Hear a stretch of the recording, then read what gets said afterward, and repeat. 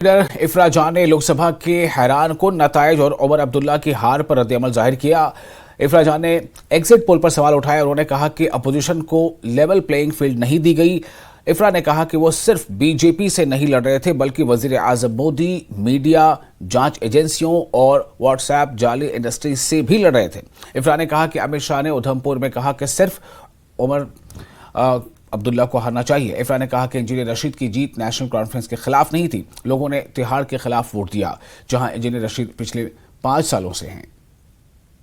इफ्रा, ये बताएं, कल हमने रिजल्ट्स देखे, चौंकाने वाले थे कहीं ना कहीं। जो एग्जिट पोल जिन्होंने प्रेडिक्ट भी किया था, आपने देखा लाइव टीवी में कुछ लोग थे, उन्होंने रो दिया। जी, देखिए, वो जो तमाशा लाइव टीवी पे उन्होंने रोने का किया, उस रोने से उन हजारों लोगों के, या मैं कहूं लाखों लोगों के पैसे, जिनके पैसे स्टॉक मार्केट में डुबाए गए, बिकॉज जो वो एग्जिट पोल्स आए वो बहुत स्ट्रेटेजिकली स्टॉक मार्केट को इन्फ्लेट करने का एक तरीका था।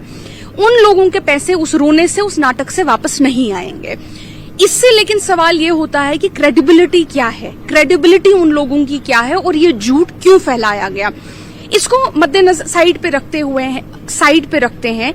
ये रिजल्ट चौंकाने वाले क्यों थे? ये रिजल्ट चौंकाने वाले इस वजह से थे क्योंकि ये इलेक्शन जो था, ये लेवल प्लेइंग इलेक्शन नहीं था। ये ऐसा इलेक्शन नहीं था जहां दो पॉलिटिकल पार्टियां एक ही समान की हों, एक ही ताकत की हों और लड़ती हैं। कांग्रेस और इंडिया गठबंधन जो है, जिस इंडिया गठबंधन का नेशनल कॉन्फ्रेंस भी एक प्राउड पार्टनर है, हम लोग किससे लड़ रहे थे? क्या हम सिर्फ बीजेपी से लड़ रहे थे? बिल्कुल नहीं। हम बीजेपी से लड़ रहे थे, हम मोदी से लड़ रहे थे, जो उसकी एक इमेज बना के लोगों को प्रेजेंट की गई है, हम उससे लड़ रहे थे, हम मीडिया से लड़ रहे थे, हम उस हजारों करोड़ों रुपए से लड़ रहे थे जो बड़ी बड़ी इंडस्ट्रीज की वजह से सिर्फ इनको आता है। इलेक्टोरल बॉन्ड्स में देख लीजिए कितने लाखों करोड़ों का पैसा इनको गया। हम 32 इन्वेस्टिगेटिंग एजेंसी से लड़ रहे थे। मुझे एक इन्वेस्टिगेटिंग एजेंसी बताइए मुझे जिसके शिकंजे में कोई ऑपोजिशन का सीनियर लीडर ना हो। एक ऑपोजिशन के लीडर का मुझे नाम बताइए, an opposition leader worth his salt, जिसके घर पे ईडी की रेड न पड़ी हो, जिसको ईडी का समन ना आया हो, जिसको ईडी ने जेल में न भरा हो। कितने हमारे पत्रकार जिन्होंने इनसे सवाल किए उनको जेल में बंद कर दिया गया।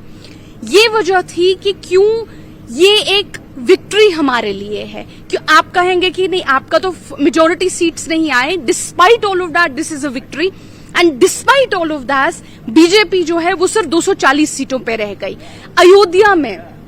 अयोध्या की सीट बीजेपी हार गई। आप समझिए कि हो क्या रहा है। कुछ टाइम पे तो जो न्यूज आ रही थी कि नरेंद्र मोदी जी वाराणसी से ट्रेल कर रहे थे काफी देर तक, वो हार रहे थे वाराणसी से काफी देर तक। आपकी स्मृति ईरानी जी हार गई। जो आपके वो लीडर्स थे जिन्होंने मस्जिदों के सामने तीर चलाए थे या तीर चलाने का नाटक किया था कम्युनल फ्रेंजी खड़ा करने के लिए, आपके वो लीडर्स हार गए। तो ये एक मिरेकल था और ये एक जनता का बहुत करारा तमाचा बीजेपी को था। नेशनल कॉन्फ्रेंस जम्मू और कश्मीर में पूरी दिल्ली की सरकार से लड़ रही थी। 3 पार्टी के प्रेसिडेंट से लड़ रहे थे। इंजीनियर रशीद से लड़ रहे थे, महबूबा मुफ्ती से लड़ रहे थे, सजाद लोन से पढ़ रहे थे। They 3 party presidents that we were fighting. उसके बाद दिल्ली के पैसे से लड़ रहे थे, अमित शाह से लड़ रहे थे। अमित शाह जी उधमपुर में आके कहते हैं कि मुझे कुछ नहीं चाहिए, सिर्फ उमर अब्दुल्ला साहब हारने चाहिए। This is what he said, this is not what I am saying. Amit Shah ji ने ये बात कही कि सिर्फ he should lose, that is it.